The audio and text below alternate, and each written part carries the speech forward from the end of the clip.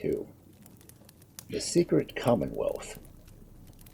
The tract of which the reader now knows the history is a little volume of somewhat singular character.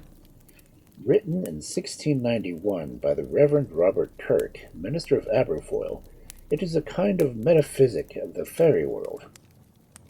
Having lived through the period of the sufferings of the Kirk, the author might have been expected either to neglect fairyland altogether, or to regard it as a mere appendage of Satan's kingdom. A burning question, indeed, for some of the witches who suffered at Presbyterian hands were merely narrators of popular tales about the state of the dead. That she trafficked with the dead, and from a ghost won a medical recipe for the cure of the Archbishop Adamson at St. Andrews, was the charge against Alison Persons.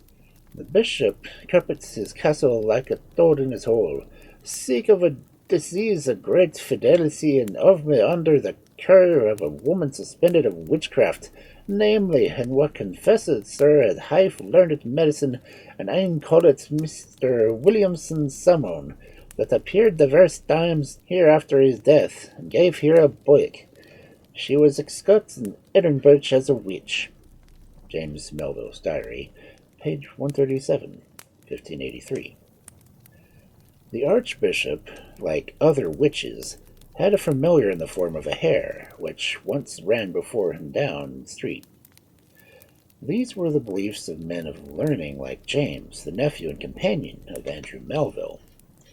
Even in our author's own time, Archbishop Sharp was accused of entertaining the muckle black Dale in his study at midnight, and being levitated and dancing in the air. This last feat, credible to a saint of a Neoplatonist like Plotinus, was reckoned for a sin to Archbishop Sharp, as may be read in Wodrow's Analecta. Thus all fairydom was commonly looked on as under the same guilt as witchcraft. Yet Mr. Kirk of Aberfoyle, living among Celtic people, treats the land of fairy as mere fact in nature, a world with its own laws, which he investigates without fear of accuser of the brethren. We may thus regard him, even more than Wodrow, as an early student in folklore and in physical research, topics which run into each other, and he shows nothing of the usual persecuting disposition. Nor, again, is Mr. Kirk like Glanville and Henry Moore. He does not, save in his title page and one brief passage, make superstitious creeds or physical phenomena into arguments and proofs against modern Sadducees.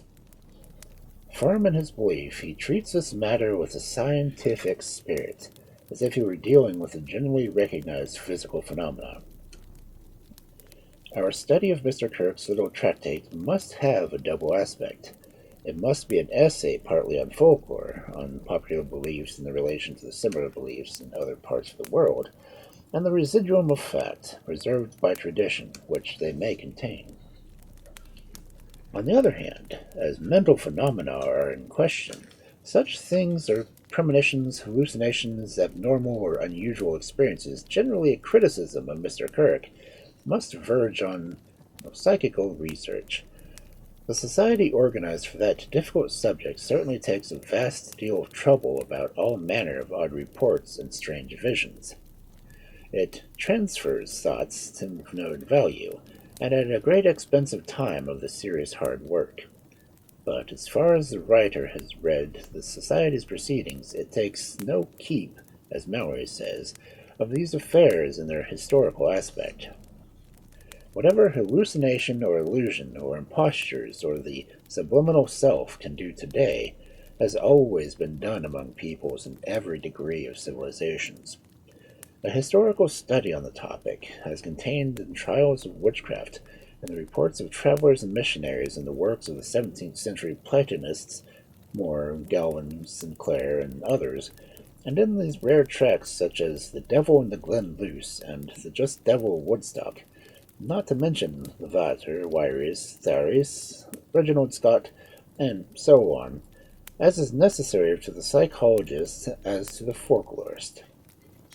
If there be an element of fact in modern hypnotic experiments, a matter on which I have really no opinion, It is plain that old magic and witchcraft are not mere illusions, or not commonplace illusions. The subliminal self has a stroke in these affairs. Assuredly, the psychologists would have a historical department. The evidence which they would find is, of course, vitiated in many obvious ways, but the evidence contains much that coincides with that of modern times, and the coincidence can hardly be designed.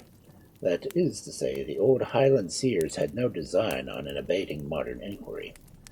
It may be, however, that their methods and ideas have been traditionally handed down to modern sensitives and mediums.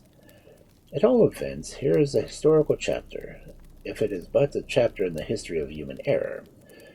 These wide and multifarious topics can only be touched on lightly in this essay. The author will be content if he directs the attention of students with more leisure and a better library of debate in the matter. But first, we glance at the Secret Commonwealth as folklorists.